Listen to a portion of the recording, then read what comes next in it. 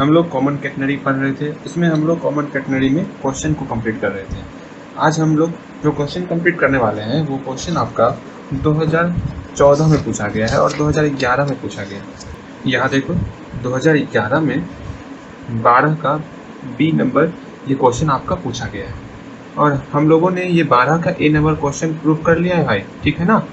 इसको हम लोगों ने प्रूव कर लिया है, इसको आप देख लेना, ठीक है। उसमें हम लोगों ने सारे फॉर्मूले को एक ही वीडियो में कंप्लीट किया हुआ है और आज हम लोग 12 का बी नंबर और आपका 2014 में भी ये क्वेश्चन पूछा गया है, तो इसको हम लोग फटाफट से इस क्वेश्चन को कंप्लीट करते हैं। ओके, चलो पहले हम लोग क्वेश्चन को उतार लेते हैं।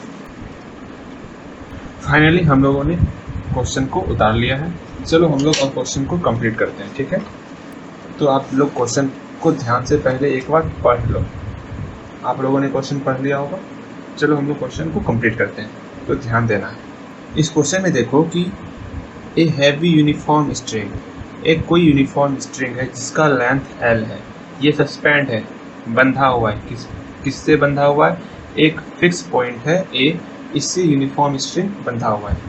मान लो यहाँ पर कोई ए पॉइंट है, इस ए से आपका यूनिफॉर्म स्ट्रिंग बंधा हुआ है, ठीक है। यहाँ ध्यान दो कि ये जो यूनिफॉर्म स्ट्रिंग है ना, ये यूनिफॉर्म स्ट्रिंग इस ए फिक्स्ड पॉइंट से सस्पेंड है, आई मीन बंधा हुआ है, जिसका लेंथ एल है। इस यूनिफॉर्म स्ट्रिंग का लेंथ कितना है? एल है। नेक्स्ट देखो, it's other end B is pulled horizontally. ये जो अदर दूसरा जो इसका लास्ट पॉइंट है, एंड पॉइंट है, इस एंड पॉइंट पर हॉरिजॉन्टली पुल लग रहा है, खिंचाव लग रहा है।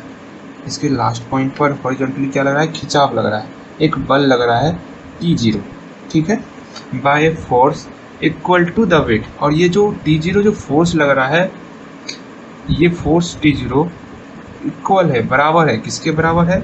वेट ऑफ ए लेंथ ए, इस स्ट्रिंग के ए लेंथ के वेट के बराबर है। आई मीन ये जो T0 फोर्स है ना, ये T0 फोर्स बराबर है इस ए लेंथ का वेट का।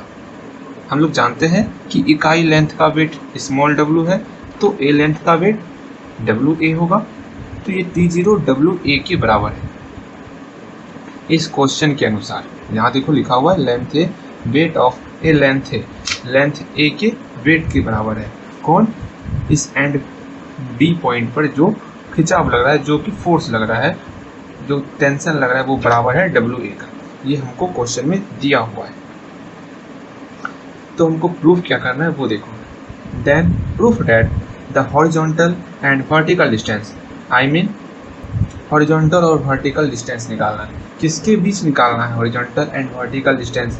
हमको ए एंड बी के बीच जो है, ए और बी के बीच हमको हॉरिजॉन्टल और वर्टिकल डिस्टेंस निकालना है। इसका मतलब अगर इसको हम डॉट डॉट से मिलाएं तो ये डिस्टेंस हमको निकालना है, ठीक है ना। या हम मान लेते हैं m है, तो हमको BM, ये BM डिस्टेंस निकालना होगा। इसको हम लोग x मान लेते हैं, ओके। एंड अगेन a और b के बीच वर्टिकल डिस्टेंस AM हुआ, इस AM को हम लोग कुछ मान लेते हैं। वैसे हम लोग तो जानते हैं ना, अगर ये x है, y एक्सिस से दूरी, तो x एक्सिस से दूरी y कहलाती है। मतलब x, y, तो y कहाँ से कहाँ तक डिस्टेंस है? यहाँ से लेके यहाँ तक डिस्टेंस मेरा y है, ठीक। तो ये डिस्टेंस क्या कहलाएगा? ये टोटल डिस्टेंस में ये डिस्टेंस मेरा घट जाएगा, और हम लोग जानते हैं ना ये डिस्टेंस मेरा स्मॉल c होता है, तो y माइनस c ये AM है। तो फाइनली आप इतना ध्यान में रखो कि हमको प्रूफ करना है कि ये x का मान इसके बराबर है, इस टर्म के बराबर है, एंड y का मान इस टर्म के बराबर है। बस हमको इतना सा ही निकालना है, ओके, ठीक। इसका मतलब मुझे x और y का वैल्यू निकालना है। चलो इतना तो हम समझ गए। एंड सेकेंड, हमको ये जानना है कि हम लोग अभी तक कौन कौन से फॉर्मूले को पढ़ चुके हैं। तो फटाफट से हम लोग बगल में फॉर्मूले को लिख लेते हैं, जो कि मैंने पहले वीडियो में प्रूव किया हुआ है, ओके।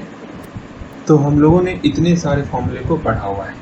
अच्छा, अब इतने सारे फॉर्मूले के ढेर में आप ये देखो कि कहाँ कहाँ पर x और y है। तो इस फॉर्मूले में x और y है और इस फॉर्मूले में x और y है। बाकी x किसी और फॉर्मूले में है नहीं, हाँ y इस फॉर्मूले में है। चलो ठीक है, तो हमको x और y निकालना है। तो पहले हम लोग देखते हैं, इस फॉर्मूले में भी x और y है, दोनों यहाँ पर एक साथ है, तो ये इक्वेशन बन जाएगा।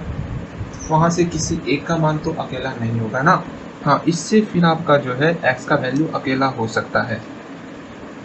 ये तो फाइनल हो गया कि इससे हमको x का मान निकालना है, लेकिन हमको इसमें c का वैल्यू पता नहीं है। अच्छा, ये सारी बातें होती रहेंगी कि c का मान निकालना है और इस इक्वेशन में पुट करके हमको x का वैल्यू आराम से अकेले कर लेना है। ये सारी बातें तो होती रहेंगी। पहले हम लोग जान तो लें कि ये आखिर small c, t0, small w आखिर है क्या ये सारा कुछ। तो पहले हम लोग इसको यहाँ पर दर्शा देते हैं, ठीक है। लेट फर्स्ट, ये ए बी क्या है? ये ए बी आर्क है कैटनरी का, एंड इस कैटनरी का ये बी सबसे लोएस्ट पॉइंट है, एंड बी किस प्रकार है लोएस्ट पॉइंट? सच दैट, इस प्रकार है कि ये ओ बी का वैल्यू स्मॉल सी के बराबर है। एंड मैंने यहाँ पर कोऑर्डिनेट्स ए को एक्स वाई माना है, तो उसको भी हम लोग लिख लेते हैं। And coordinates of A equal to x comma y, और इसके साथ साथ हमको इस ए बी का आर्क लेंथ एल के बराबर दिया हुआ था, इसको भी हम लोग लिख लेते हैं। ऑल्सो ये जो ए बी का आर्क है, जिसको हम लोग स्मॉल एस कहते हैं, ये बराबर है एल के, ठीक है। फॉर्मूले में जहाँ जहाँ स्मॉल एस यूज किया गया है, समझना हो और कोई नहीं, ये ए बी लेंथ का आर्क है, जो कि हमको इस क्वेश्चन में स्मॉल एल दिया हुआ है, ठीक है। और इसके साथ साथ हम लोग ये कुछ बनावट भी किए हैं ना, इस बनावट को भी लिख लेते हैं। ड्रॉन क्या? ए एल है मेरा परपेंडिकुलर इस एक्स एक्स डैश पर, एंड ये बी एम मेरा परपेंडिकुलर है इस ए एल पर, ठीक है। सारी बातें तो हो गई। अरे एक चीज़ तो छूट ही गया, इस टी जीरो के बारे में। टी जीरो जो है लोएस्ट पॉइंट पर टेंशन है, T zero be the tension at the lowest point. और कुछ छूटा है? हाँ, स्मॉल डब्ल्यू, ये तो वेट पर यूनिट लेंथ है, इसको भी लिख देते हैं हम लोग। लगभग मैंने सारी बातें लिख दी। हाँ, और चीज़ तो बच ही गया, यहाँ हमको दिया हुआ क्या है उसको देखो। मैंने पहले ही बताया था, हमको दिया हुआ है कि ये जो टी जीरो है ये बराबर है डब्ल्यू ए के, तो also give T zero equal to W ए।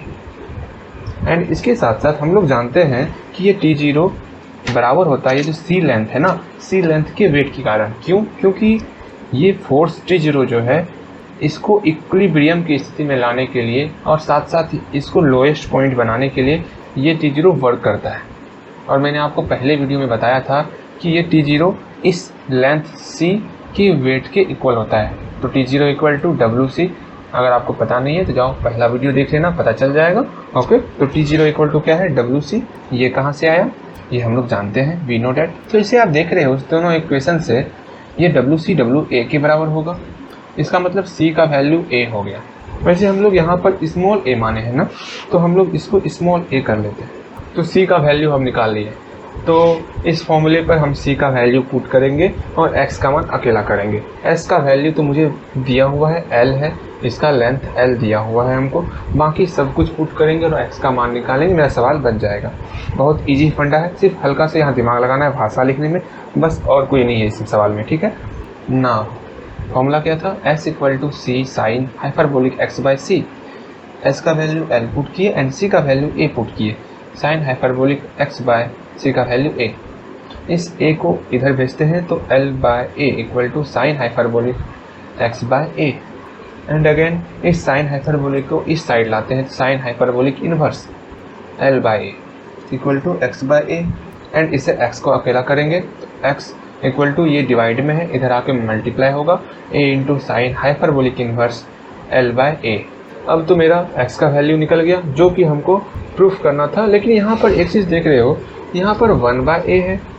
अरे नहीं यार, ये एल होगा, ओके ना, ये 1 नहीं, ये एल होगा, ठीक। एक्स का वैल्यू तो निकल गया, अब निकालना है वाई का वैल्यू। अच्छा, वाई के लिए कौन सा यूज करें हम? यहाँ ध्यान दो, वाई को प्रूफ करना है एल स्क्वायर प्लस ए स्क्वायर के फॉर्म, मतलब हमको एल एस का वैल्यू एल है एंड ए सी का वैल्यू है, मतलब एस और सी के फॉर्म में वाई का मान, इसे वाई लेंगे तो एस इसमें नहीं है, मेरा प्रूफ नहीं निकलेगा इससे। इसमें लेंगे एस भी है और सी भी है, हाँ इससे हो सकता है, हो जाएगा इससे, ठीक है ना। इसे देखो, इस फॉर्मूले को ले रहे हैं, y square equal to C square plus S square, again y square equal to C square plus S square, y square equal to A square plus L square. अब y का वैल्यू √100 a² + l² तो निकल गया, y का value तो मेरा निकल गया, लेकिन निकालना हमको y का मान था क्या, हमको तो y - c का वैल्यू निकालना था। सो y - c = √100 l² + a² - c and y - c = c का वैल्यू हम लोगों का a निकला है, तो a पुट कर दिया।